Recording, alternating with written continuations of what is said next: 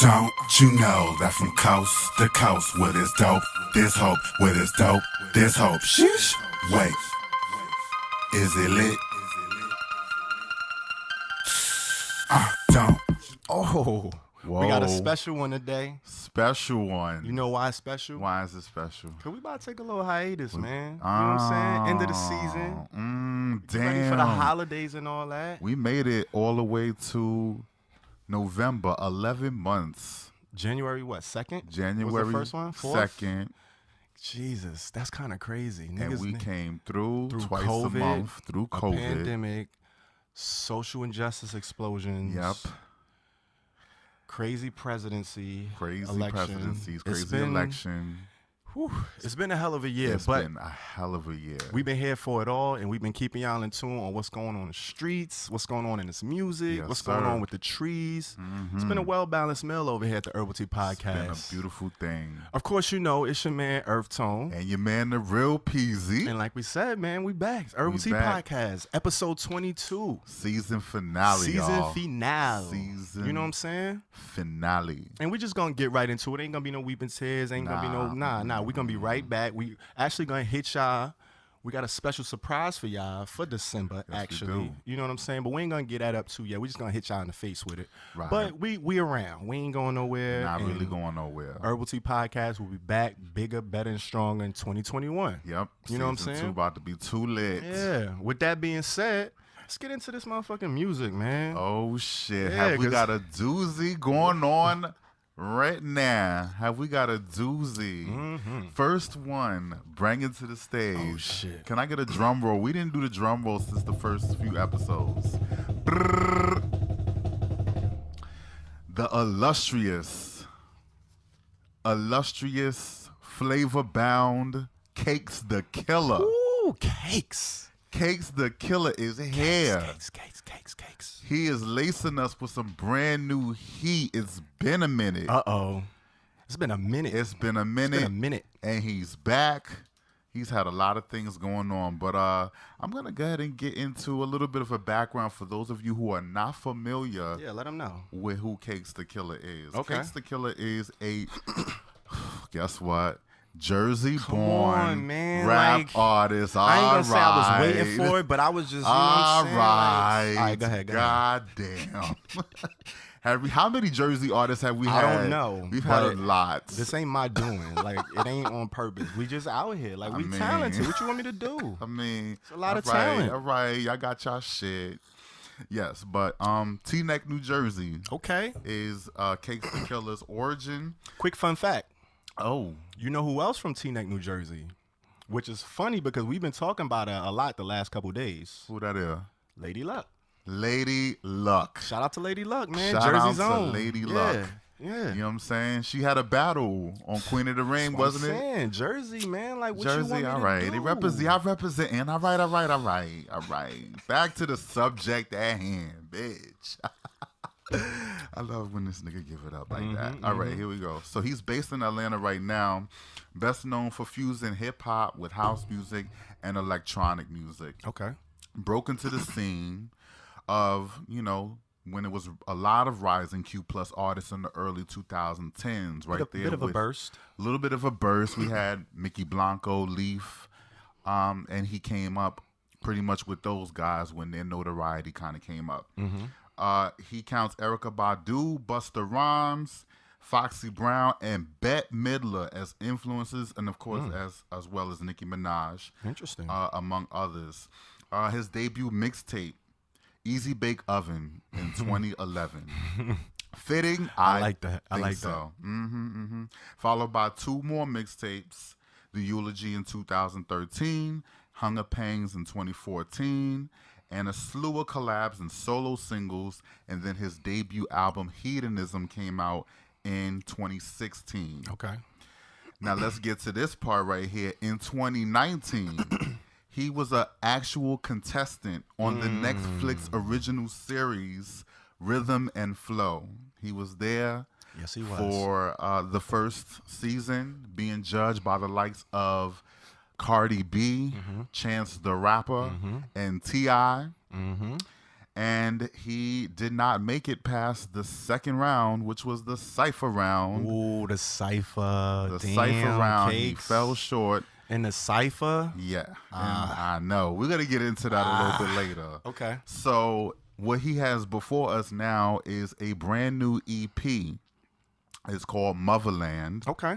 It's a collaborative EP, it looks like, with producers Proper Villains.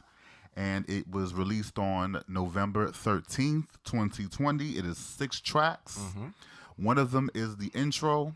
So I guess it's really 5 tracks of music, but yeah, you know, it is what it is. And I'm gonna just go ahead and get into the fact that for me, it's a loud 63%. I gave it a loud. Okay. I'm gonna give it up. Okay. Because go and give it up then. I think it's a pretty well produced album. Okay. Or EP, whatever you want to call it. Project. It sounds EP, pretty. As far as the styles of house is concerned, it's varied enough. And you know what I'm saying? Where you kind of got acid house in there, you got 90s house in there, you got tribal house in there. You got some Jersey house in there. You got Jersey house in there, of course. He's not going to not do that. So I think it was a pretty well composed EP. The producer gave him plenty of room to explore different styles to flex. So the production, I think, is really more of a highlight because, you know, I went to Proper Villains' Instagram. I was gonna say, do you know who they are? I'm not familiar with them. I just got caught up to them. They produced. I don't necessarily know their discography too much. Okay, but I did go to their SoundCloud. I got a little bit of a bio. They said they like to sum themselves up as they make music that reminds you of a dark smoke-filled club. Okay. And I have to give them that. Okay, I've been to a few of those. I hear this you. kind of gives that. Makes sense. You know what I'm saying? In the house, pretty much. You know, a great way to start the album. The intro's cute. Then it goes in the house. I like the jazzy feel that it gave, and it gives the best of 90s house. That's kind of really the highlight of, you know, one of the highlights for me. And the other one was I See You. With the kind of off-key hook, I just thought it was cute enough to work. But my problem with this EP is Cakes does not give enough versatility in rhyme and delivery and style for really me to be that blown away about what's going on. He's a very capable rhymer. Yeah. But sometimes when you rhyme the house, you kind of could get stuck in the same flow if you don't have too much in your bag. You know what I'm saying? There's a lot of people that rap over house beats, and some of them can really, really fuck it up. Really, like, real do good on it. Yeah. Like, you know what I'm saying? Azealia Banks, Gold Link come to mind. But he did not really give too much variety here as far as like delivery and flow, which brings me back to what happened to him on Rhythm and Flow. His cipher battle kind of was a little less than what he came on the show with. And I noticed it, and that's kind of really what affirmed it for me. When I saw that, I was like, yeah, and that's overall the only issue that you would have with Cakes. He kind of get a little bit samey. But as far as the EP, very well constructed. Different styles of music and house on there. But, you know, that's what it is. 63 loud. Okay. Shout out to the boy. Wow. Okay. 63 loud. Not bad. Not bad. So I'm going to pass the torch on to you. I'm not really itching to hear what you got to say about the nigga. I'm going to just get into it. We wasn't too far off in our grade. I actually gave it a 58% mid. Okay. Yeah, so it was a decent project. I enjoyed it. But I wasn't blown away. You know what I'm saying? And it's been a minute. We kind of been anticipating, you know, some new Cakes to Killa music. Indeed. You know, especially after the appearance on Netflix and all that, wondering where he been, because that was 2 years ago now, almost. Right? So it's been a lot going on, but yeah, I thought it was a. Oh, and did you catch the reference that he did? I think I heard. I'm gonna get to all of that. I know you missed it, but you know I'm gonna get into it. You know what I'm saying? So I gave it a 58% mid. You know what I'm saying? Okay. And I felt you on the production. I thought the production was really well done. I love that little intro. I thought it was cute. It was a cool little intro. It was a cute little. You know what I'm saying? I'm not mad at it at all. Good sis. You know my good sis. Girl. They caught that. And then the way it just bounced into, it's like, where you at? Yeah. Bitch, yeah. I'm in the house. You know what I'm saying? Like, so I liked, I like that type of shit when you put it together, you piece the shit, it's kind of, Very it's well cohesive like that. So I love that. The In the House joint kind of gave me, is this that one that gave me that? Like that, work this pussy, work this pussy, work this pussy. Like she gave a couple of those feels. It was giving you the vibes as far as the house. It was like, all right, you know what the house is. But house isn't something that's easy to rap on. Yeah. You have to be like very technically sound. You have to be, it's a different type of rhythm. Yeah. And I thought he did a decent job on it. I agree with you, like you said, he got a little stagnant on the flows. And he wasn't saying too much other than, regular braggadocious. It was like ballroom rap to me. You know what I'm saying? Like talking that shit. You got the chants on there. You know what I'm saying? Bitch, go brush your teeth. You can't talk to me. You know what I'm saying? Like it's all in there. Yeah, it was a bunch of read in which, he known for that. So I was expecting that, but I could have used a little bit more diversity in the songs. My favorite song was actually Intermission.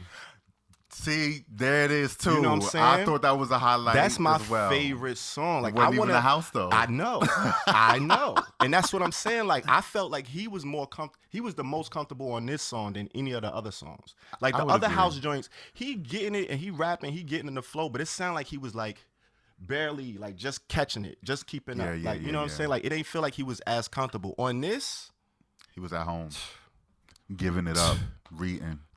Serving just effortlessly, like here. And he mentioned the show. Like, bitches saw me off the show, thought I was a rat, took an L, got to my streams, came right back. Like, he was just.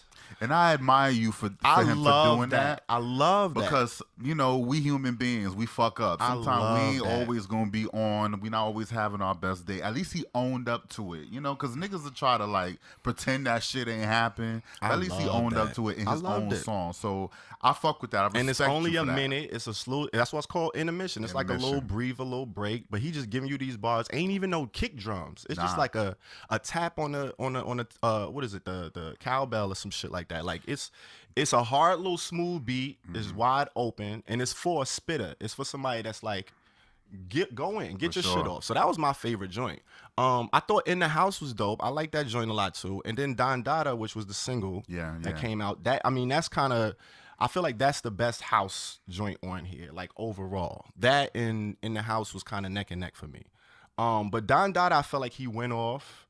The crazy line he said, shout out to Bugs Gutter.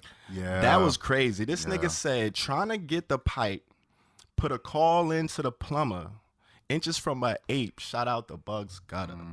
Like, he bodied that line. That's what I'm like. He had a couple of those little joints. He had a couple. But other than that, it was like, I ain't really hear too much where I was like, Switch crazy blown away. And that's what I'm saying. Like, with house, you rapping that fast, rapping to that rhythm, it's not easy to say a lot. You know what I'm saying? So you got to get real crafty. But you mentioned like one who I think is one of the illest at it, Azalea Banks. Yeah. Like, she gets busy on them beats. Busy. She'll give you the read and the lesson on how to ride a house beat multiple ways. Yeah. But overall, I wasn't really feeling the ICU joint. Not so much. That was like I could get it. It got that bop, but it's like, that was the playlisted one. I would love to hear that one in the club, but other than that, I think he did a video. He has 2 videos for it. He did Dundada video for that, and he did another video for ICU. Okay. So, if that has any perspective there. Okay. Well, that was my take on it, man. 58%, man. We wasn't too far off. 62% loud, 4% off. But it's just that, it's that fine line between. I thought it was like, high, mid. Thought you was going really, really, you thought I was gonna go crazy? That's Jersey, you know what I'm saying? Come on, man. I ain't got no regional bias. Like, it's the music first. That's it. It gotta move me. If I ain't moved, But I was moved. Like, I wasn't, it ain't trash. It's high mid. I smoke it. I'll smoke it too. I'll smoke it too. It's loud for me. Yeah, so we out here. I ain't mad. All right, man. Let's get to the next contestant. Who we got next? Who we got to the stage here? We gonna get to my girl, Miss Yani Mo. Ladies and gentlemen, girl. Yani Mo. 2 words. Don't get it twisted. You know what I'm saying? She is a Q+ singer-songwriter from Lithonia, Georgia. Lithonia. Which everybody knows. That's, a little suburb outside of Atlanta. pretty much Atlanta. It's right around there. I think Oh, she's from Lithonia. I think Springs? one of Outkast was from there. Either Big Boy or 3 Stacks. One of them from Lithonia. But yeah, she from out there. She's an artist who creates for herself, she says, in the hopes that it'll resonate. But she's not one of those artists that's going out there, looking for the hits. Oh, I think they're gonna like this one. Like, nah, she creates the music she wants to create, puts it out, and she's been, garnering a little fan base from that. She lists Left Eye from TLC as her biggest inspiration. Ooh. Yeah. Okay. Yeah, real big inspiration to her. She said not only like musically, but like, lifestyle wise, stylistically, like she just shared a lot of like the beliefs and shit that she has. So she was a big influence on her. And then of course I just mentioned Outkast, Jay Dilla, Miss Lauryn Hill, and the Queen Erykah Badu. These are her influences. So think about a gumbo and throwing them in a pot. I totally see her giving all of that. You know what I'm saying? All of it. You know what I'm saying? Every last one of them, especially Left Eye, because she's coming from out of Atlanta. So exactly. It makes sense. Exactly.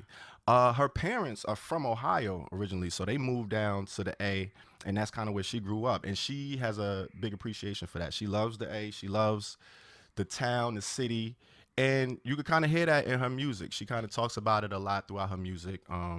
She wears her affinity for the city proud.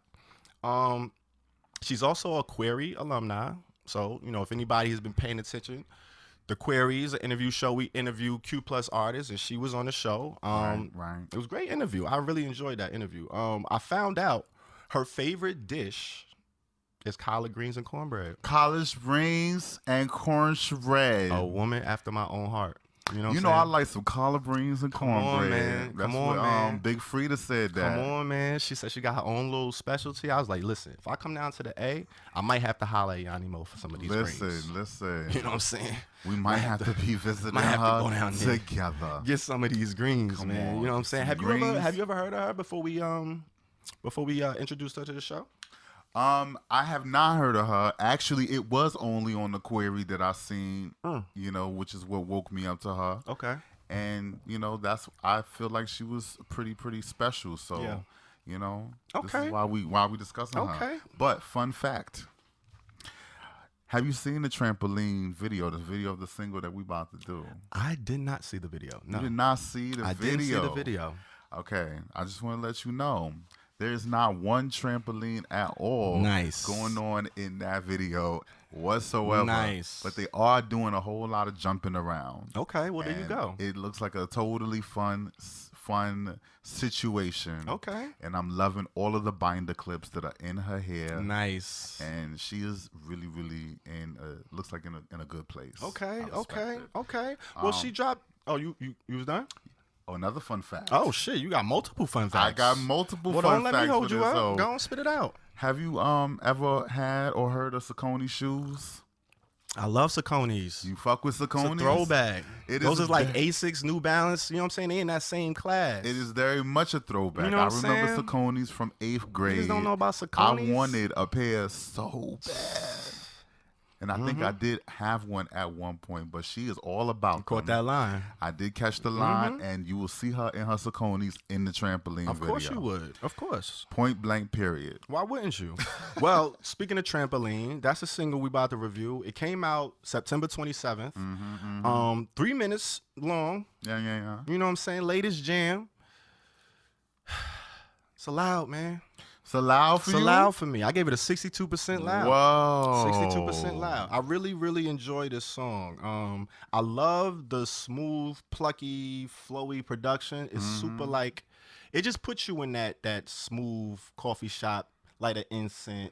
You know what I'm saying? Smoke a blunt real quick. You know what I'm saying? Roll a L up real quick. You know what I'm saying? You might want to read a book of poetry or something. Read some. You know what I'm saying? Just put you in that vibe. So I love the production. And then like on the hook, her tone is giving me like Erykah Badu. That's why when I saw her hit that in her influence, I was like, okay, that makes sense. Because I was like, damn, But then when she starts spitting, it's like a little bit different. So she has that different quality to her voice, which, I'm big on the voices and how you sounding and shit. Yeah.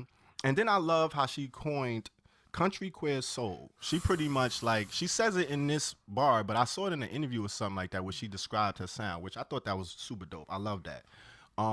She gives me who was that? What was that group They was like a extra Southern group. It was the two dudes from Atlanta. I can't name of the group, but she reminds me of like that whole vibe, like with the overalls and all that type shit.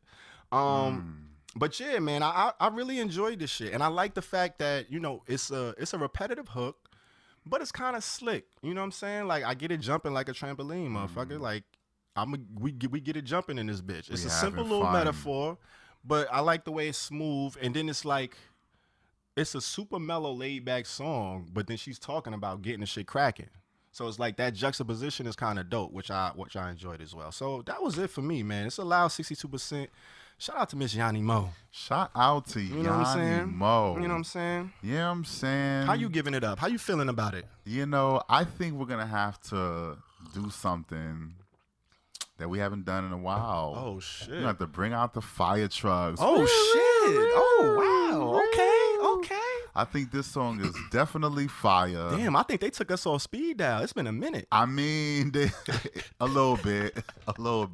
They got to bring it right back. You know what I'm saying? They got bring them out. Bring it right back. Yo, homegirl, I really like this song. Okay. I like this song so much. I playlisted it. Dope. I vibe to it. I lit a candle to this. Look bitch. at that. It's definitely like a candle music. It put me in a mood. Look at that. It was like at the end of a long day. Mm-hmm. And then the video, I guess I'm really emphasizing the videos because it's really well produced for it to be sort of a simple one location type of thing. Yeah. It really exudes the happiness that you kind of, she's like in editing. A good place. Yeah. And it makes you feel like you could be there too. She's super relatable. And, you know, you hit it on the head. She gave me Erykah Badu and a little bit of Chrisette Michele in tone. Why? So, you know, I fuck with the voice. I fuck with the chopped up guitar sample that goes through the whole record. Because you could kind of mistake that for like live instrumentation. You could mistake that, but I caught it. I caught it. It might have been like somebody played it. Yeah, they played the guitar and she chopped it up. Yeah. On her own or whatever the case may be. But I like the production on the record. It's even. I don't think there's anything really bad about the song particularly other than the usual. It's not that original. Not really saying too much, but it's a feel-good record. Sometimes you don't got to do all of that. Well, that's the thing. If you do it well, like you can kind of get off with not really doing too much. It's not a bad listen. I think people will love this record. Okay. So check that shit out. Yeah, man. I got a So wait, 75. What percentage? You ain't give us your percentage. 88. 88. Whoa, wait a minute. 88. Damn. Okay. Shit. You know what I'm saying? That's pretty high. You know what I'm saying? It's pretty. Like I listened to this record, I'm like, this really not that much bad with the song. It's a great listen. She can sing well. She can rap, sing well. She does that rap singing very well. She does it very well. She's not messy. She clean, like she really fully formed. Mm-hmm. And that's what you want. Like you want somebody who can put together a good song, sound good to the ear. You know what I'm saying? Relatable and is talented. Clearly she is all those things. Yep. So it's very much a pregame song for me. It's on the pregame list. It's a pregame song. That's hard. That's a pregame song. Okay. So, you know, 88% fire, and we got a 62% loud. Okay. So listen, y'all definitely got to go check that joint out. Trampoline, streaming on all platforms. Yep. You know what I'm saying? Who we got next? Who's next? Oh my God. Mm-hmm. Guess what, y'all? Oh man. The next motherfucker that's bringing to the stage. Oh shit. We've been waiting for this nigga to drop. Motherfucker. 4 years First of all, do you remember the drafts? The Herbal Tea drafts. So y'all might have heard us mention this on a few episodes back, but before we aired in January, you know what I'm saying, we had to figure this shit out. So we had to do a couple test runs. We did like 2 draft episodes. Yes. And it was around the time where his last project came out, right around when he came out. Right in the summer. You know what I'm saying? That 7-track EP. He was right and that was on it. But we couldn't even use it because, because the time lapse and all of that. It just ain't work out. So here we have it. If you have not figured it out, we are talking about the one and only Lil Nas X. That's crazy. Lil Nas X is back. back, y'all. He's back. He's at it again. And he came to fucking eat y'all up. He's not playing. He's not playing. He's not playing. So, in case you don't know who Lil Nas X was, maybe you just born. I don't know. Maybe. But I'll go ahead and give you the rundown. He's from Lithia Springs, Georgia. Oh, shit. Which is another suburb outside of Atlanta. Man. So I was just wondering, I had to check real quick to make is sure that the same thing? It's the same as Lithonia. Yeah. Probably two different places. Different. It's different. But basically both of them suburbs out of Atlanta, and that's where he's from. Okay. Georgia-born rapper, singer, songwriter, best known for his viral, chart-topping, record-breaking, mainstream debut single Old Town Road, which spawned a litany of remixes, and most notably, the original remix featuring Billy Ray Cyrus, which is the one that broke through to the charts. It is a diamond certified single, broke several records, chief among them, fastest diamond certified single. Bruh, people go their whole careers and they go diamond. He did it in less than a year. That's pretty nuts. Yes. I'm just saying. Longest running Billboard Hot 100 #1 single in history at 19 weeks. Beat Mariah Carey's record. And it's the shortest #1 single, with the original clocking in at a mere 1 minute and 54 seconds. Wow. So all of that contributed to the platinum success of his debut EP, 7, released on Columbia Records June 21st, 2019, followed by his public coming out at the end of Pride Month that year.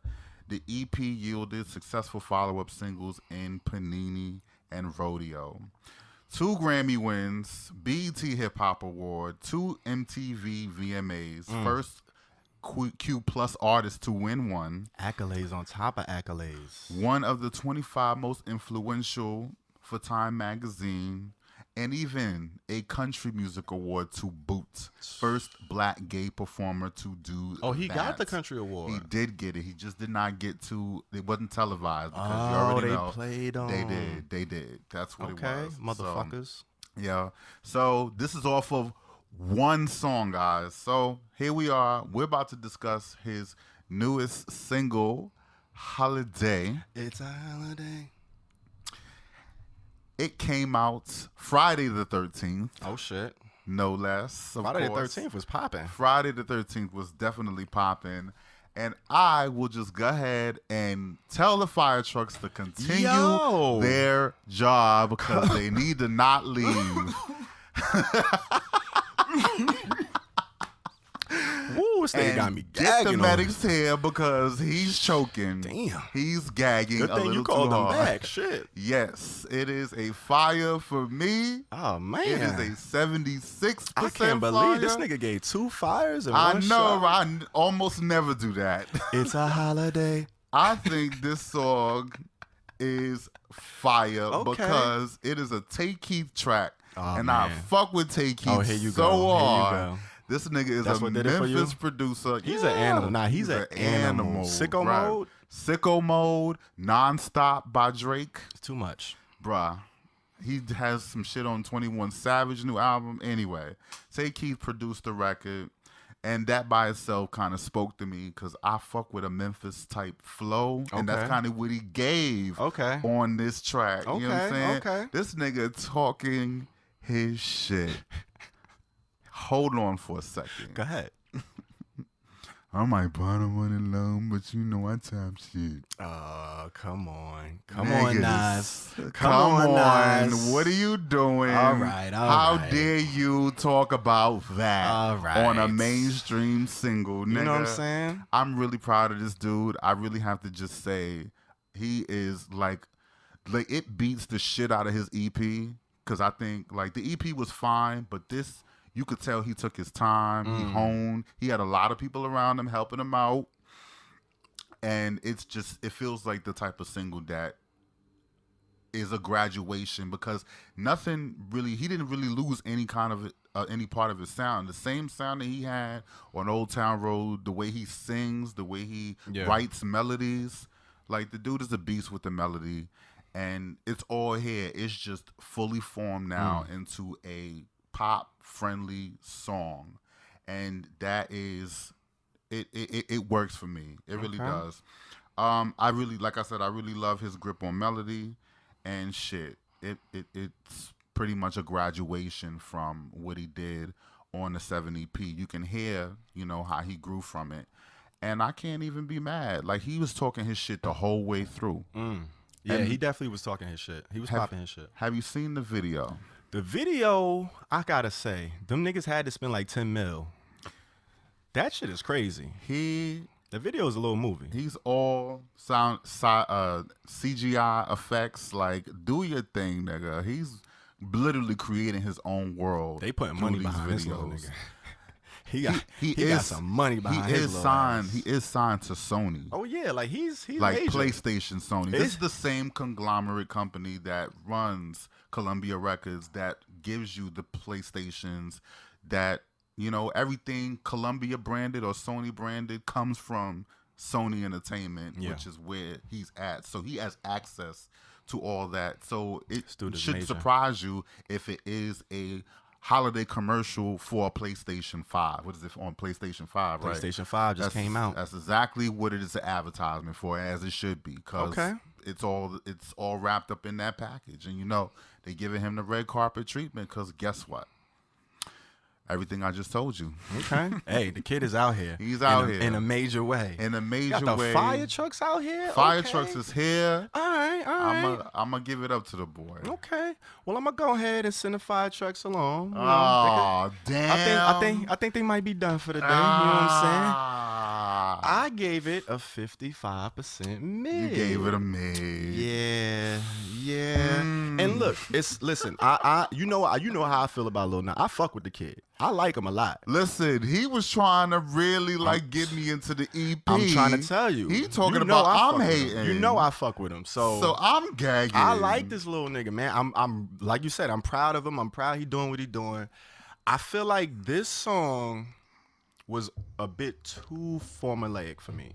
Like, so formulaic to where it was like I could just see right through all the decisions they made when constructing this song. He did not do this by himself. It was a super collaborative effort. He did. I could just see, like, this was just such a label, like, okay, let's put the, like, and it's genius because this little nigga got a Christmas song.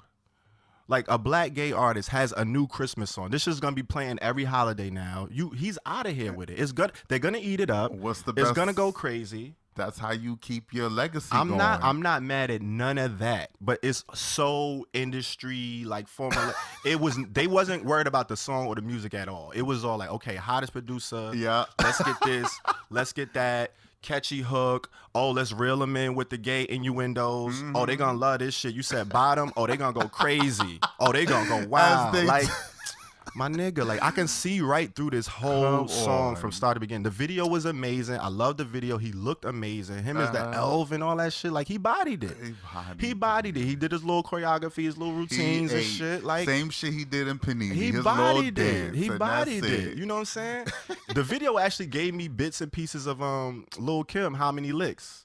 As soon as I saw him on the conveyor belt with the, you know what I'm saying? I was like, okay, I see what they doing. But they bodied the video. I'm bad like Michael Jackson. I fell out. I hate that line. I fell out. I was like, okay, you better go for it. I hate that line. Go for it. I hate it. Take it. I hate it. Eat it up, boy. I hate it. Hip hop Christmas song. He did his thing, man. He kept it him, you know what I'm saying? But it just sounds a little kids bop-ish to me, and it's just too targeted for me. Like, I know exactly like what they was trying to do, and they're gonna do it. That's the thing. It's gonna work. It's gonna pull it off. But it was just, it got me.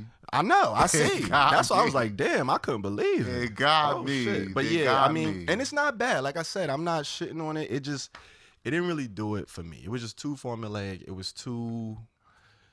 This is the one. This is going to be a hit. It was just like so by the book. I was like, all right, Lil Nas. And he talking his shit, but it's like, okay. But see, hold on. He get respect from the rappers. Do you? Let's examine him for a second. Yeah, he doesn't have that much recording experience. He has one mixtape, and then all of a sudden he does one song that blows up out of his wits. How much help do you think he would actually need? He probably needs a lot of help, right? I don't care. A lot of people get help and they get put out fire songs. This is just not one of them. You don't think? You don't? Not for me. Like, what you want me to do? I'm giving you my grade. All right. What could we say? What can I say? You know what I'm saying? Like, you hold that fire down over there. It's cool. You know what I'm saying? I ain't mad at that. But for me, it's more in the mid 55 mid. You know what I'm saying? I wasn't really too. But listen, they gonna love it. It's gonna go crazy. He already had like what? 4 million, some crazy number on the video streams. It's only out a couple days. Yeah, it's just it's nuts. He gonna go out of here, and I'm proud of the kid. I hope he do his thing. I hope he do his thing. I just want to hear, I'm looking forward to some more music. I'm looking forward to more from him, like in general. Absolutely, he gonna be out here in a major way. So, hey, 55% mid. Would you give it 76 fire? 76 fire. Okay. 76 fire. It barely escaped because what is loud. Nah, it was out there. It's out there. It almost was fire. No, it is fire. It is fire. Hold on, I'm getting my shit. Like, it barely it's escaped loud. It's a low. It's a low fire. Got you. Because some of the things that you said was actually true. I actually do agree. It is formulaic, but I just think it's good for him because he doesn't really have that much songwriting experience to me. Yeah. And so I think this is probably the best that they would have been able to come up with. Yeah. And for a move like that, it's I feel like it's good enough. I totally get it. I don't think it was a bad move. I don't think it did its job. I just don't think this song is for me. Okay. Like, that's all. Damn. It's a So you're gonna keep bumping that 7 EP? That's your thing. I mean, what you want me to do, man? I'm sure he got more coming. He just back. I feel like he gonna have a big 2021. So I can expect more music. I'm sure. So we'll see how it goes, but. As for now, man, listen, he ain't worrying about my little 55% mid. The shit is going crazy. He's not worried about any of this the shit. kids loving it. Yeah. He out here, man. He's already an icon in the fucking community. Absolutely. So there you have it, man. Shout out to Lil Nas X. Go check it out. I know y'all checked it out already. Let us know what y'all think, man. What you think about this shit? You can debate me. I'm really interested. Yeah. We could debate. Let us know, man. Mm-hmm. All right. So that wraps it up for the Q Plus homies. Okay. You know what I'm saying? Okay. Gonna take it to the motherfucking ally of the day. It's the ally of the day. It's the ally of the day. Hey, woo! Come on, man. Y'all ain't ready for our theme. If you need a theme song, just holla at us. Just holla at us, man. I didn't think you was gonna catch it like that. You know what I'm saying? Facts. But speaking of ally of the day, who that is? We got a queen in the building, man. Come on, Queen. Miss MJB, Mary J. Blige, man. Queen. Did y'all know this queen was an ally? Are you kidding me? They probably didn't know, but stop sleeping on a queen, man. 9-time Grammy Award winning. Mm-hmm. Let me say that again. 9-time Grammy Award winning. Give it up for the singer, queen. Songwriter, and an actor. She acting out here. She is acting. You know what I'm saying? Speaking of her acting, if you never saw The Umbrella Academy. Which is an amazing show. I love that fucking show. But she got a prominent role in it. She doing her thing. She is doing her thing. She doing her thing. She ain't, it ain't, what was that? The KFC commercial? Yeah. Where she jumped on the table? It's chicken. It's crispy. She ain't giving you none of those vibes. Like she really acting out here. She began her career back in '91. Actually, she signed to Uptown Records. Everybody know the infamous Uptown Records. L.A. Reid and all of that. Andre Harrell. I'm sorry. Andre Harrell. R.I.P. And Diddy was an intern. Yes, where Diddy got his start. So that's where he started. He produced most of her first couple projects. Like he was heavy-handed in the production of her projects. What's the 411? All that shit. She's been a vocal supporter of gay marriage for a few years now. You can see, all types of publications where she's making quotes, in support of it. Yeah. She was also a part of the song Hands. That was the dedication to the victims of the Pulse shooting in Orlando. Right. She was a big part of that. Apparently, rumor has it, that she might actually not only be an ally, but she might be Q+. Oh, that's what they saying. That's what I heard. Is that what the streets saying? I'm not trying to spread nothing crazy, but apparently there's some confirmation. But I haven't looked too much into it, so that's why I said rumors. And she's still an ally. This is how we looking at her. So until she come out and say herself, she's an ally. But I mean, what more can I say about Miss Mary J. Blige? Like, she's all over the place. She's, like we said, she came out in '91 and she's still a prominent vocalist. You know what I'm saying? She still puts out music, not as readily. You know what I'm saying? She doing more her acting thing. But hey, she on the show today, so she got some music out. Fun fact. Go ahead. Let me see what you got. I got quite a few here. Let me see what you got. Facts. Lay them down. All right. So, you know that she covered Stevie Wonder with George Michael. Yes, there's a cover. George Michael actually covered the song, and Mary J. Blige. It's like a duet. It's called. Okay. They covered as Until That's dope. And it was I like really when artists well do done. that, like the big artists. It was really, really well done. Like it's a whole. This was beautiful. Recently? No, this was about. I want to say mid 2000s. Okay. You know what I'm saying? And there's a whole video for it. You can go Google it. It's a beautiful, cover, because people can fuck up some covers. Yeah. And not in a good way. Yeah. They fucked this cover up in the best way. Okay. I love it. I'm a fan of it. Okay. Fun fact number 2. So Kamala Harris, y'all heard of her, right? Kamala. Vice President-elect Kamala Harris. Mm-hmm. The one that walked out with the suffragette white on the day that they found out that they were being elected. I think I saw her before. I seen her a couple of times. I seen when she walked out, and I recognized the song immediately. So those that did not recognize the song Van Jones, it was Work That by Mary J. Blige, not Beyonce. Damn, Van. So, yeah, you fucked that up. Crying Van. Donkey of the day. I know, what I'm saying? Crying It Van. is what it is. It is what it is. We might get our sisters a little twisted sometimes, but we're going to be here to correct you. Yeah. As the situation fits. He did walk out to Work That, which came from her Growing Pains album, 2007. You know what I'm saying? And also, she collaborated with another Q+ artist. Who? Sam Smith. He had a song, you might have heard of it, Stay With Me, one of his biggest songs. Yes, I did. And they did a duet version of that song. Look at her out here with the duets. Also very, very beautiful. So go check that out. That is MJB. All right, and Mary. Fun Facts Edition. Look at you, out here with it. And she's also out here with a new song. And it's actually a joint off of a soundtrack for a movie. The movie is called Belly of the Beast. Belly of the Beast. And the song is titled See What You've Done. See What You've Done. It actually came out in October, on October the 16th. 3 minutes, 26 seconds. Right. And it's like her latest ever. We haven't heard a ton of music from Mary, as of late. She puts out things here and there, but, she's been doing her acting thing a lot, popping up, doing all types of shit. This joint right here, though, I was rocking with it. This is 63% loud for me. Yeah, like the production got me, man. Like once them drums came in, I was just like, I don't know. I feel like Mary was back on her because she's known for getting the soul R&B over the hip hop-esque beats. Like that's kind of her bag. That is her bag. So I felt like she was in that for me. She was giving you the typical Mary, raspy, soulful, eloquent, textured voice. She gave you all of that. And it was inspirational. It was more so like, damn, like, look at all of this shit you brought me, all of this pain. Look what you've done. But you know what? It ain't over. I'm going to persevere. I'm going to get through it. And we gonna keep it moving, keep it popping.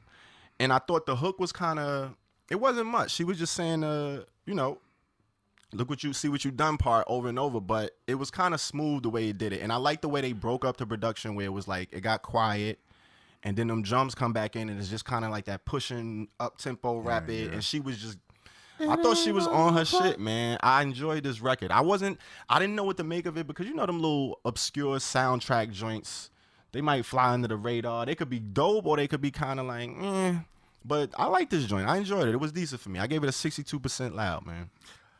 63%, I'm sorry. 63 loud. 63. So, have you seen any of the trailers for Belly of the Beast? Have any idea on what the documentary is about? Learn me. Belly of the Beast is going to be a documentary that will come out actually to be airing on PBS on November 23rd. It is a documentary that looks at women in prison and just how they're treated and how, how much the prison system really kind of violates their rights, sterilizing these women so that they can't have children. So that's pretty much what the documentary is focusing on, that aspect of women in prison. So I'm gonna watch that shit because I saw the trailer. Interesting it's pretty as hell. deep. So it gave to give you a little context on the song. I'm gonna have to say the song is a mid for me. Okay. Song is a mid for me because 50. What percentage? You always forget your percentage. I do always forget the percentage. It is 58% mid. Okay. You know what I'm saying? It is a good record.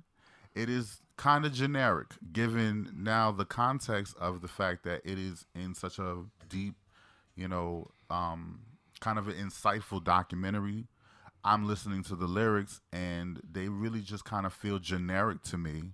It's not really talking about any one thing. Could be anything that she was talking about. See what you've done.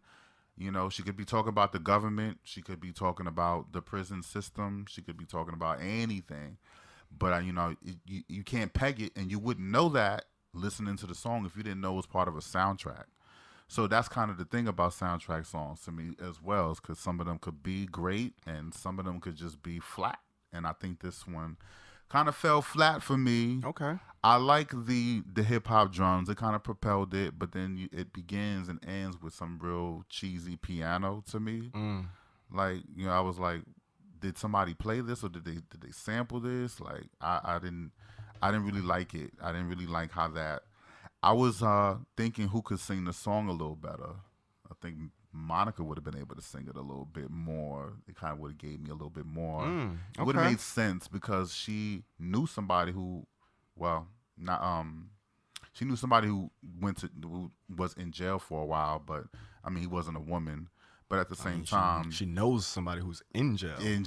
Yeah. Now. So right. So, I just didn't think that.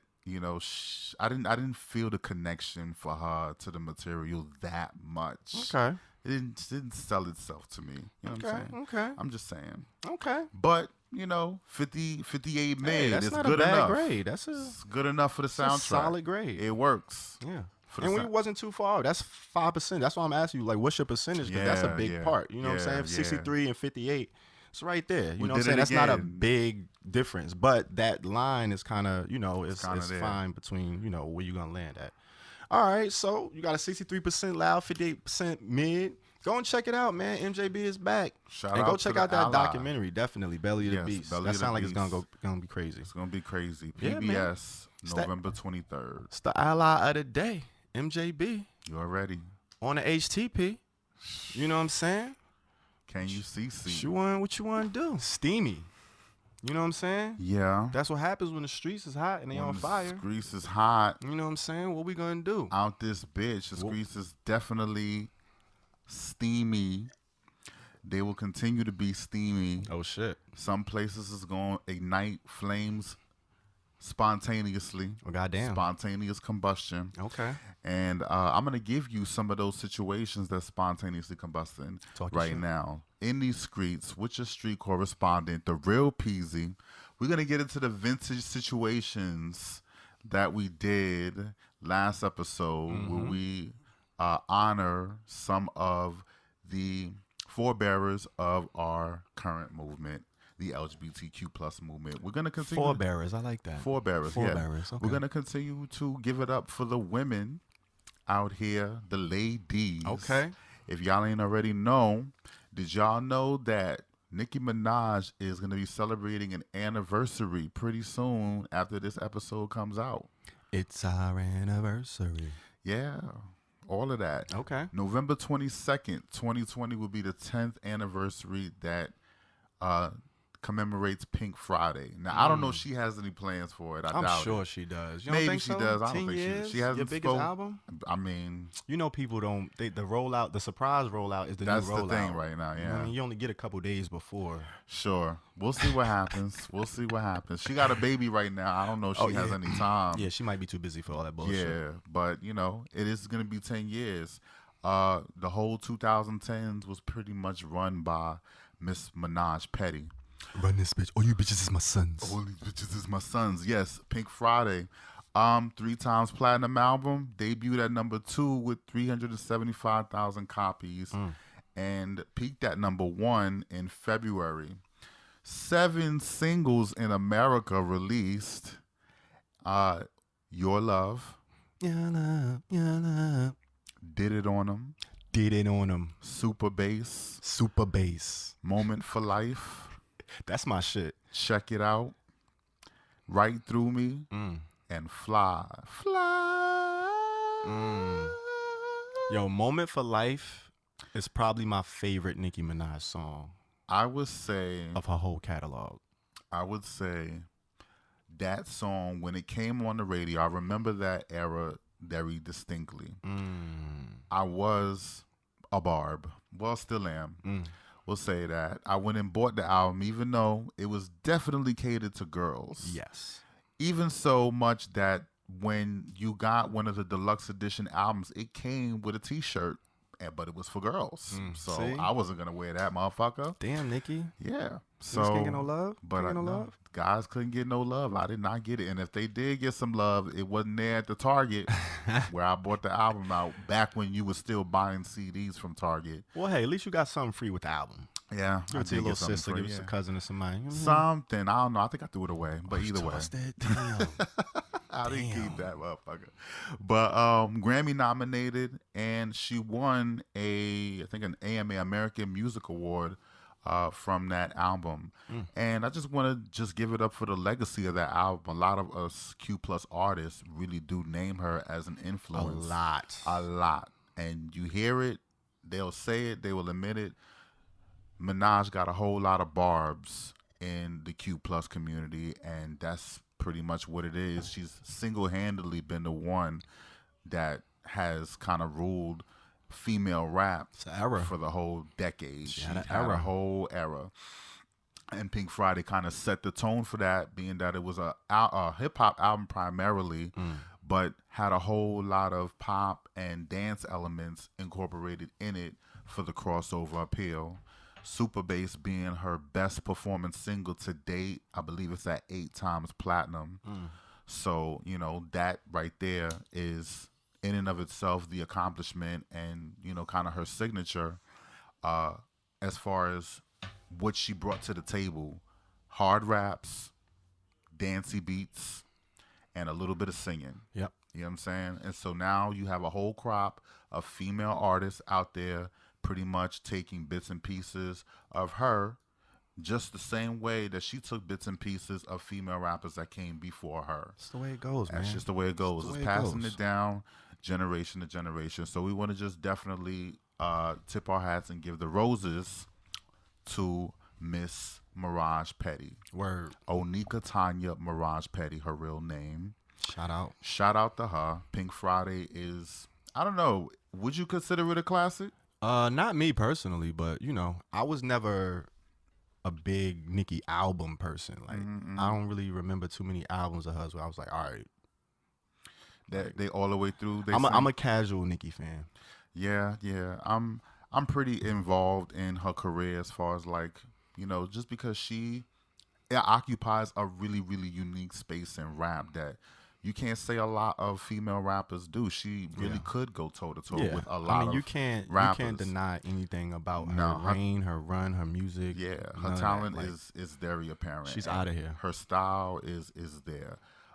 And I just really, really give it up for that. I'm not going to sit there and bully you if you don't like her. Yeah. That's not my thing. That's not the type of barb that I am. Fam. They really do. The fans. I don't get it. I don't know who's worse, the Beehive when did that start, or the barbs. Like the crazy, insane fans that'll chew your head off if you say anything about their artist. Like that wasn't always a thing. Nah, I believe it started with Lady Gaga. Lady Gaga had the Monsters. And so, because they came out around the same time. Okay. And so it was a trend thing. Okay. It's like Katy Perry has the Katy Cats. Not everybody. So everybody got the Navy. Rihanna got the Navy. It's a lot. It's a lot going on. Okay. A lot. So she came up with that, and this is what it's become. Okay. So, there it is. But other than that, Nicki Minaj, Vintage Situations, 10-year anniversary, Pink Friday, shout out to her. Word. Sam Smith goes diamond with his single Stay With Me. Did you know that? No, I didn't. It just earned the diamond certification. Wow, okay. Not too long ago. The single came out in 2014 from his debut album, In the Lonely Hour. I wonder how that works. Is that from streaming? It's from everything. It's from record sales and it's from streaming. No, I know that, but niggas ain't really been buying records. Yes. And that album ain't new. That came out a while ago. So he had to get there primarily off of streams. Probably. I would guess more so off of streams than anything else. And then, of course, Billboard has a special way that they count streaming sales and how they equivalent to a certain album sale. It's a whole system. It's kind of came in about 2014, but that's how they giving the certifications out. That's how they count them up this time. And like I was saying, like it took Sam Smith 6 years to go diamond with that song. You know what I'm saying? And you had artists like Lil Nas X who was able to do it in 1 year. That's fucking crazy. It's crazy. But diamond certification is really no joke. Not at all. It's 10 million albums. So whole physical albums sold is kind of where it came from, the diamond certification. And, you know, like I said, the Billboard has come up with a way to tabulate a certain number of streams to equal a song sale, and a certain number of song sales equal an album sale. And so that's how it works. So you have to get a lot of streams up in the hundreds of millions, maybe billions, to get something like that. That's a lot of streams. Yeah. So there it is. Shout out to Sam Smith. Okay. Music videos. Jaden has a new music video. Oh, shit. The homie? You know I fuck with Jaden. You know. Fuck with Jaden a little bit. Oh, shit. You know, I'm ready. New music video is out. Just want to let y'all know it's out there. Okay.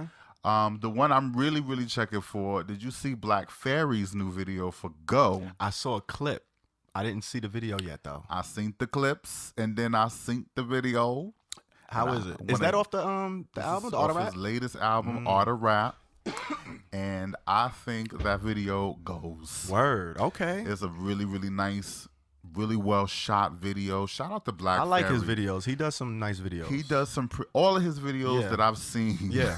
You know that's what I'm saying. From beginning to end, and he's only had like a couple of albums. So shout out to him. I thought the joint he got, you seen the one he got with Aaron Thomas? He's not in the video, but the song that they got together. I thought it was very tastefully done. I was like, okay, I see how you know what I'm saying? Like he's creative with his shit. I like it. This is the shit that I mess with. Like, you know, he has apparently the ability to shoot videos, because that's no small feat. No. Shooting videos is it's expensive. It's expensive. It could be an obstacle for some. And when you do finally get to shoot a music video, you know, you'd be remiss if you weren't at least involved in some process, unless you actually had a video team that did it all for you. Yeah. All that to say, it's just not really easy to do a music video. And when you do one well, I definitely look out. So shout out to Black Fairy for putting out that video for an excellent single from his album. Okay, so in the hood out here, the Skreetz has been talking, and what they said. It sound like they telling me that a certain person got a couple of interviews that he banged out last week. Oh shit! You know what I'm saying? Ah shucks. Maybe you want to talk about that, EarthTone? You had a couple of them things. You had you was talking to Imani Van Zamp and Stevie. You know, Miss Stevie and all of that. These girls want to eat you up. What you got to say? They just wanted to, you know, get behind the man, the myth, and the legend a little bit. You know what I'm saying? Pick my brain a little bit. It was cool. It was nice. I enjoyed it. 2 very pleasurable interviews. I enjoyed both of them very well. Okay. Y'all should go check that shit out. It was on IG Live. Of course, you can go. I had it up on my story, but you could go check them out. Miss Stevie on IG. You know what I'm saying? Miss Ivan Zap. You know what I'm saying? Imani Van Zap. Yeah. Shout out to her. And shout out to all of them. Go check those interviews out. Very, very nice ladies and excellent hosts. Yes.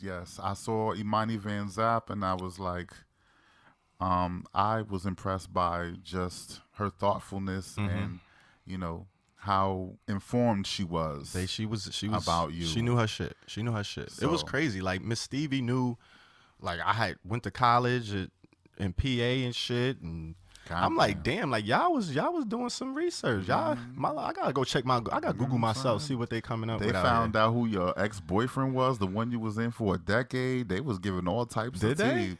They did. I missed that one. You missed it. I heard everything because I was there. I saw. You know, there was some sleuths in that motherfucker. They know the name of the dog.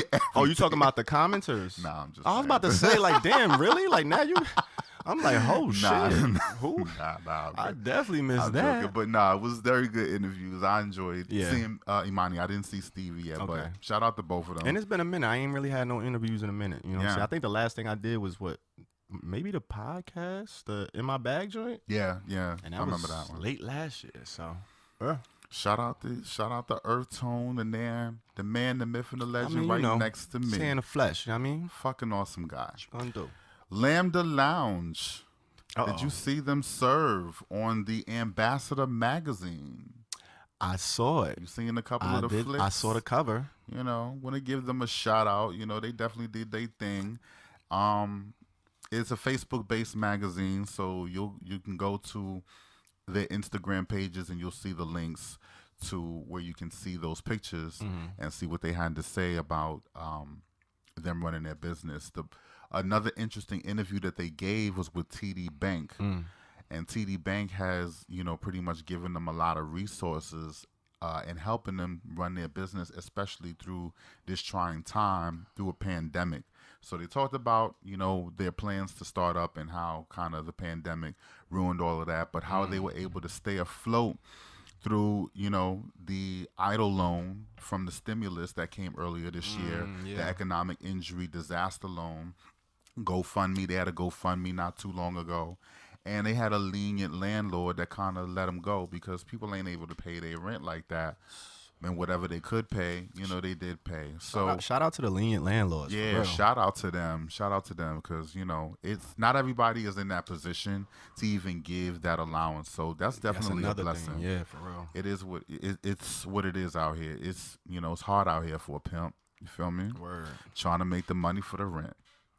And that's that. Have you heard about this new movie situation, Ma Rainey's Black Bottom? Why does that kind of ring a bell a little bit? It should ring a bell. This is going to be a movie that will come out on Netflix. First, it will be in theaters. It will be in theaters on November 25th, 2020. They're going to do a little theater run. I didn't really get to look and see if they were going to bring it here to New York City. But I imagine you can just Google that shit and find out for yourself. Of course. But for sure, I know that it will be released on Netflix on December 18th, 2020. And I will be checking for that because it is starring Viola Davis. It will also be the final role that Black Panther alum Chadwick Boseman was in. Oh shit! Yeah, so it's gonna be a really huge. And he don't slouch with the roles. Like, no, not at all, not at all. If you don't know who Ma Rainey is, she is a blues singer. They call her the mother of blues. Okay. She, kind of did her thing in the 20s. In the 20s all the way through about the Great Depression, and then she kind of faded out because vaudeville kind of took over and then music changed and whatnot. But she is known as the mother of the blues. Okay. And in one of her songs, while we're discussing her here, she alludes to lesbianism or at least bisexuality. Okay. Prove It On Me was the name of the song. And she was arrested for participating in an orgy with women from her chorus. Oh, shit. So she was a full-on... Wow. She was a cute... She's probably like the blueprint for the Q+, I guess. Getting it before it was even a thing. Early and often. Early getting her shit. So I'm really excited to kind of see how this is going to be portrayed in the movie by Miss Viola Davis, who's an excellent actress. Y'all may remember her from How to Get Away with Murder. I love her. And Fences. You know what I'm saying? So she's going to do her damn thing. Okay. And we can't wait. Produced by Denzel Washington, y'all. Damn. Okay. You know? Music composed by jazz legend Branford Marsalis. Okay. So it's kind of a black event, but everybody's invited. It's gonna be major. It's gonna be a movie because it is a movie. Yeah, you feel me? All right. So on November 13th, on to the next thing. There's a grand opening. There was a grand opening for Glitz, which is gays and lesbians living in transgender society. So this is an organization that built a supportive housing specifically geared towards transgender people, black transgender people. It is owned by Cayenne Dora Show. And it is it's open now. It's in Queens, Woodhaven area. So basically take the J train if you live out here in New York, straight to Woodhaven Boulevard. I didn't get the address of it, but that's the neck of the woods that you're going. That's dope. But it has a lot of resources for transgender people. You know, a lot of them do sex work. You know, a lot of them just are homeless. They don't have any way. They don't have any money. And this is kind of a resource that has been put together by this black transgender queen, an activist who was an actor and also an actor in Oz. She put this together, and you know it is available. There was a ribbon cutting ceremony with the Queensborough president, Melinda Katz. Okay, so it's kind of a big deal out here. You can get more information at Glitz INC, so that's GLITSINC.org. That's huge. That's what's up. Shout out to that. Shout out to all of that. You know what I'm saying? That's a beautiful thing because, you know, it ain't, like I said, take it from somebody who's been homeless. There's no worse thing than not having a place to go home to gather your peace of mind. You are on survival mode if you don't have a place to live, and that is no way to live.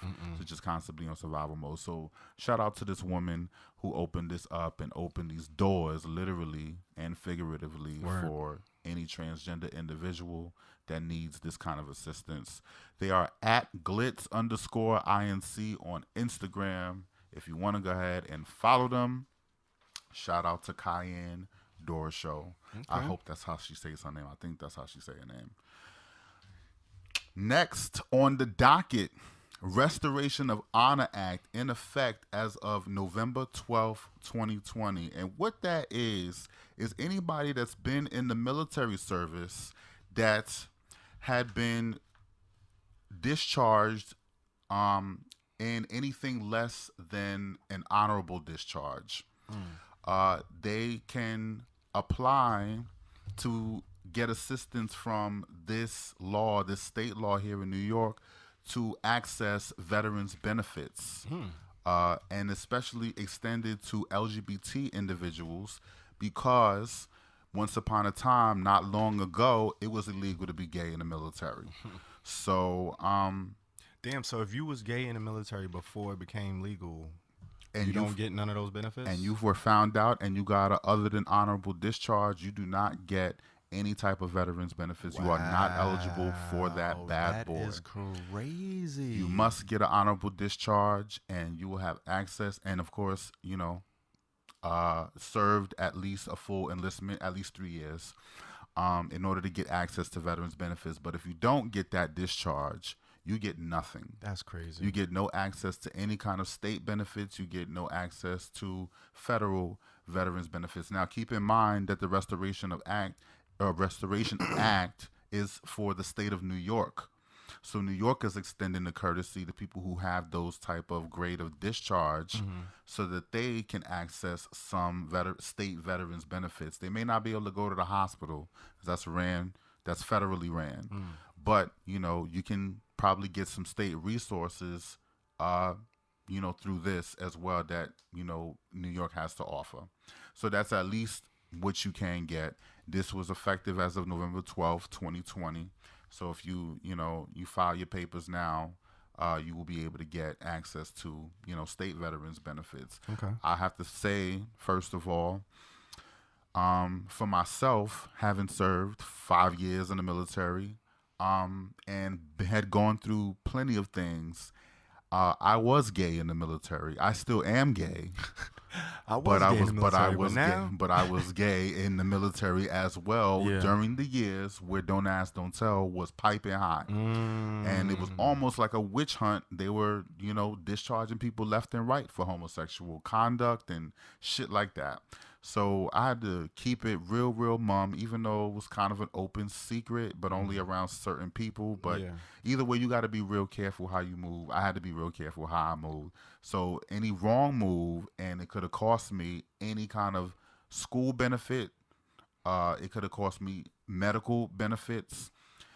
If you don't get this honorable discharge. That's so crazy. It is. So you're literally kind of living your life to, you know, make sure that you can secure these kind of things because your boy would not be here sitting next to you honestly, if I got a bad discharge, because I wouldn't have been able to afford to do anything. All right, so it's not illegal to be in the Army no more, right? No, it's not. That has been repealed by Obama in 2009. So do those people that were discharged for being gay, do they now get the benefits? No, or it's still like, because you would have to fight to get the grade of your discharge changed, and that is a really, really long and complicated process. But you can do it. The character of your discharge, what I'm saying is, honorable discharge is the best one that you can get, and then there's other than honorable, and there's dishonorable discharge, and I think there's one in the middle, and those are all lesser than honorable. So, some states will honor. Some states may extend this courtesy as well. I don't think New York is the only state, but basically, if you don't get an honorable discharge, that DD 214 means nothing to the VA hospital because you can't apply for those VA benefits. You can't get anything. So it shuts you out of going to school and all of those things that I went into the military for just to go to school. I wouldn't have been able to get it if I got a less than honorable discharge. That's crazy. So think about all the people who were gay. Yeah. And some of them did get their discharges overturned way later in the game because that's how long it takes. You know what I'm saying? And we honor them now, during Pride and all of that shit. But, back in... It was rough. When I was getting out, it was not a game. Damn. So that's where we at right now. But this is the state of New York that I'm talking about. Restoration of Honor Act. Well, shout out to New York for that. Shout out to New York. You already know that's what it is. This year, did y'all hear about the election? Did we hear about the election? Did you hear about the election? Did you hear about what happened during the election? There's a lot of shit happened. I heard that the sister became president, the president-elect Kamala Harris, vice president. Yeah, we're gonna say she's the president because a lot of us, what I'm saying, we voted for her. Listen, that's what it is. But beside all of that, even more so, did you know how many people actually ran for seats down ballot who were LGBT? I know it was a lot of them. It was a lot. It was kind of like on a historic amount. It was a historic amount for sure. There were over 1,000 candidates that ran for all types of seats all over the country down ballot, and 500 made it. Damn. Okay. 500 made it. I'm gonna name off a couple of these because I thought you was about to say I'm gonna name all 500. No. Just a few, just a couple, and just the ones that are kind of like closer to us. Yeah. The most notable ones, the first two gay black members of Congress, both come from out of New York.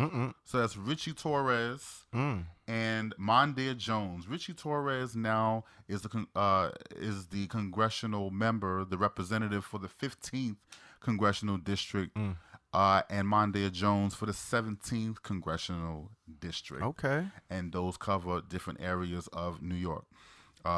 Definitely go consult Google to see exactly which ones they cover. I know mine. I live in the 12th district. I think we both live in the 12th district. I think I might be like 13 for something. Like I'm like one off. Remember when we was talking to what's his name? James JFK. They was like I would have to go holler at AOC and them. Like we over a little bit. Oh, well, I know for a fact that AOC is the Bronx. I think Queens. She's 14. And Queens. Is she Queens? It's like, because it merges some. Like, you got like parts of Harlem that merges up to like Washington Heights, Inwood, and then you got like little parts of the Bronx. Because it's right there, separated by the water, but it's not far. It's kind of crazy. But yeah, the districts in New York New York is a big city, so it's sectioned off. So it's definitely sectioned off.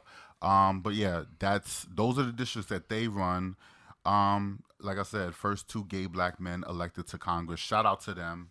You also got Adrian Tam, who is the first Asian American, gay Asian American, to take a seat in Hawaii, the state of Hawaii. He is in the state of Hawaii, the Assembly, which is the congressional, which is kind of like the House of Representatives. Okay. But on the state level, each level has the Senate and House of Representatives, or the Assembly is what they would call it.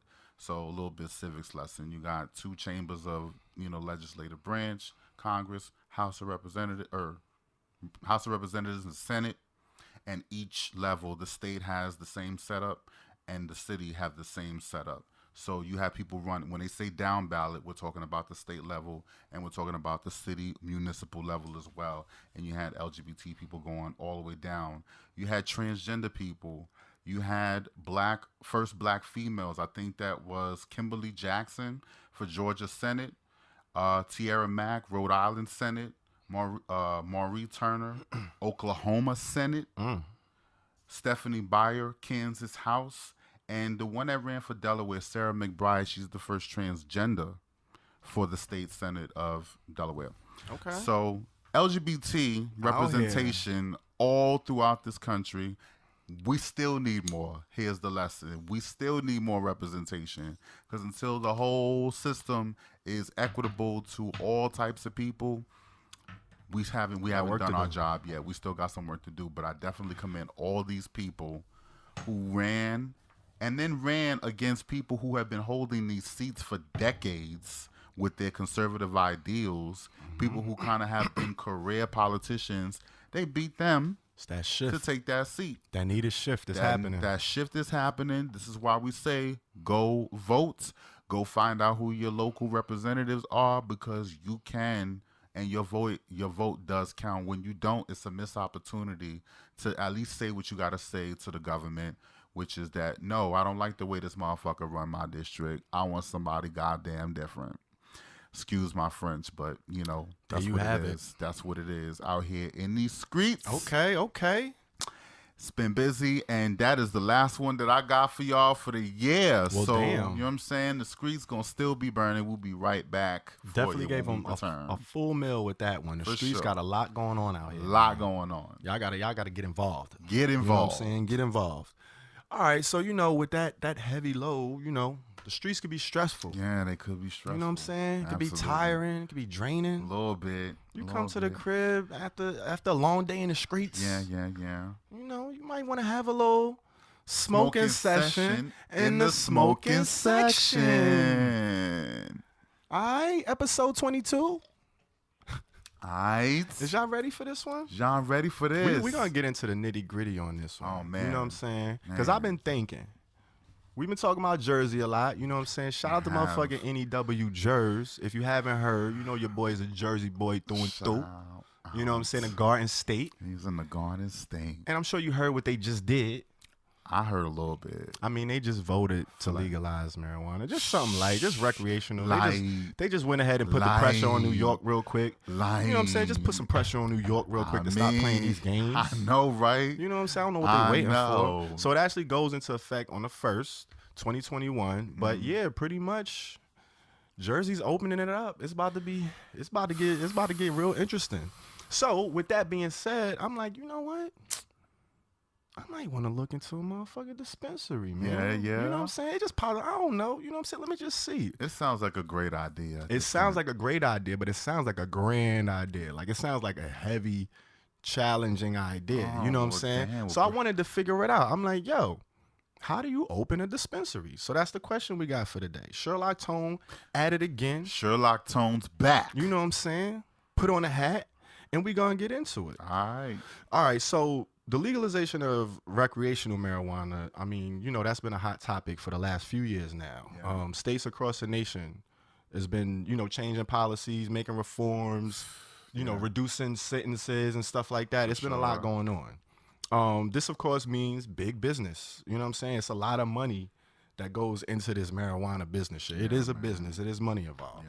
Yeah. According to Marijuana Business Daily, the projected revenue from dispensaries in 2019 was between $6.5 and $8 billion.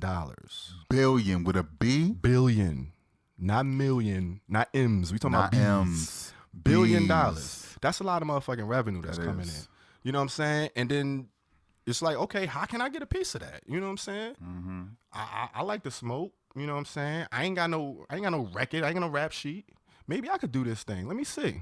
I mean, that's what they telling me. Of course, anything you look up on Google, you can do your research. You can find out how you could get in this thing. In Colorado, Denver, they ahead of the game. So they've been, they legalized. Yeah, they've been doing that for like at least 20 years now. And I think, who was that? Was it Seattle? Oh, no, it was somebody just legalized everything. Oregon, yeah. Like so. Well, they didn't not everything, but they did lower. Listen, they it's did pretty lower much. They like the yo, class. get it in. You might get a slap on the wrist for heroin, and cocaine and meth. Everything is legal. Right. Like if you get a slap on the wrist for heroin, nigga, good boy, heroin, nigga. Come on. With the heroin. Come on, my nigga. This nigga old school. You know what I'm saying? So today, they pretty much saying it's like steps. You know what I'm saying? You got to take steps for anything you want to do, you want to build. It's steps you got to take to get there. So we got 9 steps that we're going to go through. You know what I'm saying? Just to give you a little quick tutorial on how you might go about getting this dispensary popping. Yeah, you got a 9-step program. So, of course, you got to do your research. You know, research is heavy. Got to do your Googles. You got to do your, chat around, talk to people who doing it. You got to find out what's the risk, your eligibility, you know what I'm saying? Not only just the financial risk, but the legal risk, because it is, marijuana. It's legalized recreationally on the state level, but the feds not playing that shit. Yeah. Like, they still haven't, you won't hear no talk about it becoming legal federally, and I don't even know. It's just so weird how that works, that it could be legal in the state, but the feds could still come and bust your shit up if you do the wrong thing. So you got to be careful with that. You got to make sure you know what those risks are, what's involved. Like I said, it's still illegal at the federal level. So that kind of makes it confusing, like as far as the regulations, like what you need to do to stay, within the legal bounds, and what you can't do that's going to put you, from that, all right, I'm cool with the law, to, all right, nigga, you could get busted. You know what I'm saying? It's a slippery slope. And then on top of that, we talking about the financial risk. You can't just jump into this shit. Like, you need about 25 racks, 250,000 racks to 750,000. So you're gonna need about $1 million, pretty much. They talking about you need about $1/2 to $1 million. That's a lot to get it going. That's a lot of capital to just get up and Well, why is it so much? Because there's a lot of things involved. You got to think about. All right, so employees. You know what I'm saying? Security. And everything has to be like top of the notch. This is like opening like a pharmacy or something. Like, you got to have top notch shit. You got to have like your regulations. All that shit got to be above board. But then the most expensive shit is probably going to be like location, getting the permits and licenses, inventory. You know what I'm saying? You got to have the trees to sell. What's your product looking like? It's just so much that goes into, especially having a successful dispensary. Because like now, dispensaries ain't a new thing no more. So people know what a good dispensary is supposed to look like. Right. You can't just be like, all right, I'm the first dispensary. I'm the only dispensary out here. Like, you still got to compete. You got to get your shit to a certain level. But we're going to get into that a little bit later down. All right. So eligibility, I mean, you got to be eligible. You can't just, walk up there and think you could just been doing what you want all your life. And now, you got this bright idea. You want to open a dispensary. Nah, you can't have no felony convictions. The location has to be further than 1,000 feet away from a school or church. So you can't just put your shit up anywhere. You know what I'm saying? Right. You got to have a complete business plan. You know what I'm saying? We know about the business plans. They're not light.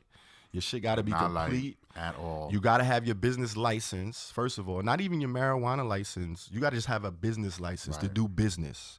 So it's a lot of shit. You got to have compliance with a long list of safety regulations that you got to adhere by strictly. Or you could just, so it's a lot. It's a lot of attention to detail. It's a lot of effort. It's a lot that goes into it. It's not just a cakewalk. You're going to wake up and open a dispensary. And then, on step 2, we was talking about the risk and eligibility factors.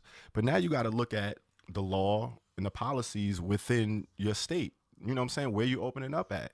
They might have different laws than, Nevada or Cali. You know what I'm saying? Or Oregon or Colorado. So you got to figure out what's the state laws in my state, and then how does that differ from everybody else? Like, what do I need to do to make sure my shit, is above board and secure?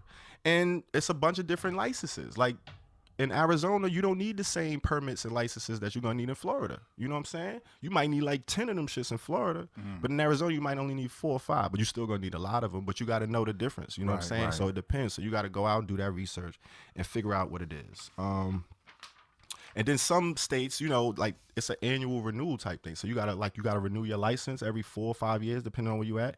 You got to re-up your license every year. You know what I'm saying? To sell bud and all of that. Have you been able to figure out the license situation for Jersey? I have not, but I'm working on it. We getting there. All getting there. All right, bad. So 3. You can't just be selling weed. Like, you might smoke it a lot, but like, nigga, do you know the difference between sativa, indica, hybrids? Like, do you know your plants? Like, you got to be knowledgeable to sell this stuff. You know, people come in buy trees, they be wanting the bud tenders to be like, all right, woo, woo, woo, woo, tell me what's the, you know what I'm saying? So you got to, they have colleges. You can go to college for marijuana. It's crazy. They have colleges. They have all types of courses, programs, certifications, so you can go get it done, but that's going to be one of your requirements. You got to have at least a basic general working knowledge of, you know, the product you're going to be selling, which is marijuana. Cannabis. And then on to the fourth step, you got to get your business plan together. You know what I'm saying? You got this idea, you done did your research, you like, all right, I want to go and put this together. Let me lay it out. Let me get this template together. And you're going to want to have somebody get it professionally done. If you're not like, you know, used to writing business plans, it's an intensive process, and you want somebody, you know, who's professionally used to doing them to help you with it. So that's going to be another step. And then once you get your business plan, you know, you get your business plan together, you want to go shop. It's like shopping a demo. You trying to go get a deal. You trying to go get some investors. You trying to get that funding. You trying to get that bread. Where you going to get that $250,000 from? I know you ain't just got it in the bank account, because you wouldn't be trying to start no dispensary. You know what I'm saying? So you're going to need to get that bread up, and you can't just go to TD Bank. You know what I'm saying? You can't just go to Wells Fargo and be like, you know what, I'm going to get this loan. I'm about to open this dispensary. My nigga, what's up? They just legalized it. We out here. Like, let me get this money. Nah, nigga. Like, the fuck is you? The fuck you? Can you imagine somebody walked in like that, though? Is you bugging me? I mean, cut it out. We don't do that. It's still illegal on a federal level. So the bank's not even looking at your shit. You coming in talking about you want a loan or some funding for a dispensary? Like, nigga, what? I don't care how legal New Jersey just said it was. We not doing it. But there are alternative funding methods. Like I said, the traditional bank loan's not going to work, but you could do something that they call equity funding, whereas you kind of sell shares of the company in exchange for, you know, the investment money. So somebody might come along, they got some bucks. They got, you know, they appreciate your vision. They believe in your project. They want to invest in you, but they don't want to just throw you no bread. Like, what I'm going to get? So, if you know, you sell them some shares. Like, all right, I give you some equity in the company. You give me woo, woo, woo. Work it out like that. And you can do that with several different people to kind of get the bag you really need. So that's one way. And then there's also venture capital firms that specialize in dispensary startup money. Guess who got one? Uncle Snoop. Of course he did. This nigga got his own venture capital firm. Of course he does. Where he out there dishing out startup money to young and up and coming bud tenders. Ain't that dope? Bruh. That's so sounds fly, like this man. has your name written. I'm just saying. I'm just saying. I'm just saying. So I'm looking into. I'm just giving you the template. You know what I'm saying? A little skeleton on your walk to getting your dispensary. Don't be surprised if 2021 come out to be that year. Come on, man. We gonna see what happens. Then start running shit. Number 6, you gotta build your team. Okay. You know what I'm saying? You got to have a strong team. Whatever you're doing, if you're going to build something that's going to be, you know, major, you got to have a strong team behind you. And your team is not only, you know, your staff, your bud tenders, the security, your manager. You also got to have a strong team supporting you. You got to have a good lawyer. You got to have a good accountant. You know what I'm saying? You got to, it's a business. You know what I'm saying? You're going to be dealing with a lot of bread. You're going to be dealing with a lot of regulations, a lot of restrictions. You got to have all your P's and Q's on point, your T's crossed, your I's dotted. So you're gonna need to have a team that's watching your back, and they're gonna have to be a strong team. So you want to build that wisely, and you want to choose selectively when you're doing that. And then on to number 7, we spoke a little bit about it earlier, but you gotta secure a location. Secure the location. You ain't a dispensary without a location. You can't do this shit in the crib. I mean, niggas do it, but they ain't really. Nah. You know what I'm saying? So you want to get a location, and like I said, it has to be at least 1,000 feet away from a school or a church. So they're not playing that. It's like a liquor store. And apparently buying over renting is, you know, that ain't the thing. People renting nowadays, especially due to the up and down regulations of marijuana. Like a location could be, you know, cool within the restrictions 1 year, and then 2 years after that, your shit out of code. You can't work here no more. Boom, boom. You got to go.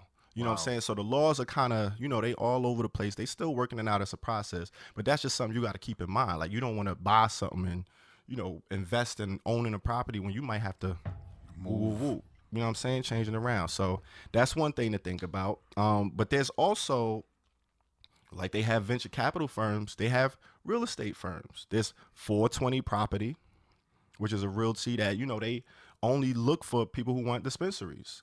Weed Rentals, which is another company. And then they have cannabis real estate associates. So you think about it, it's like anything you really want to do or get into, there's like a niche group and lane that's like catering into it. And I'm like, that's just crazy. Like I never would have really thought, but then now that you think about it, it makes so much sense. Especially now they getting in on this cash cow that's about to explode. It's about to be crazy out here. So that's number 7. You secure your location and there are resources to help you do it. And then of course 8, you got your branding and your marketing. You got to get your brand popping. You know what I'm saying? You got to be on brand. You know how niggas love say they brand. Right. You got to get your brand right. The you know brand what I'm saying? strong. Yeah, the brand strong. You know team strong. I'm a brand, bitch. Yeah. I'm a brand. Yeah, exactly. So you got to brand and get your little logos. You got to have your crazy website done. Get all that ready. Get your marketing popping off. You got to put the word out there. Let them know. You know what I'm saying? You got this new dispensary. You popping out here. You got all the craziest strains. Come through, my nigga. We got the moon rocks and all that. Got the moon rocky? Come kick it with a nigga. You know what I'm saying? Man. And then once you got all of that, you pretty much got your shits lined up. Only thing left to do, step 9, you open the doors. Open it up. Open it up. Man, we out here. Let's get it cracked. Now you got the dispensary open. I just broke it down for you in like 10 minutes, man. Yeah. Go do your thing. Thank me later. You know what I'm saying? Just send me an ounce or 2. Right. That's all. Send them an ounce or 2. That's all. I don't want nothing much, man. You know what I'm saying? And that's about it, man. That's all I got. It's pretty clear cut. I just broke it up in 9 steps. I'm sure, you know, you could complicate it if you want, add even more steps. But, you know, each step has its own sub-steps. So you got to kind of, you know, you work your way through it. But it lays it out. It gives you a guideline. It gives you a structure and a pathway to opening your own dispensary, man. I think that's pretty dope, man. What do you think? You think we should open a dispensary? I should. I don't see why not. The Herbal Tea Dispensary? The Herbal Tea Dispensary might be coming to a city near you. This nigga's not ready, man. In 2021. You know what I'm saying? Anything is fucking possible out this bitch. This has been your season finale situation. You done made it through 22 weeks with us. Yes. You know what I'm saying? 11 months. Yeah. Thank you so much for participating, for giving us your time. Absolutely. For giving us your every open-mindedness. Every ear, every eye, every comment. We appreciate it. We appreciate it, giving us a chance. And we'll come back bigger and better. Yeah, man, it ain't next over. year. It ain't over. But before on that note, yep. You know how we like to do it. You're going to end it on a high note. Oh, that from coast to coast with this dope, this hope, with this dope, this hope. Sheesh. Wait. Is it lit?